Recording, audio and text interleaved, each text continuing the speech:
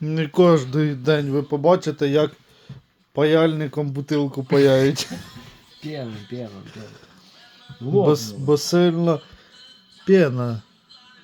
Ядоватно. Ну, з'їла баклажку. З складу привезли, а там дюрочка маленька і трошки протікає. А вона дуже-дуже така маленька, ну тіче. І от отак Ванька придумав, каже, зараз її запає. Так що кому такий лайфхак цікавий, користуйтеся.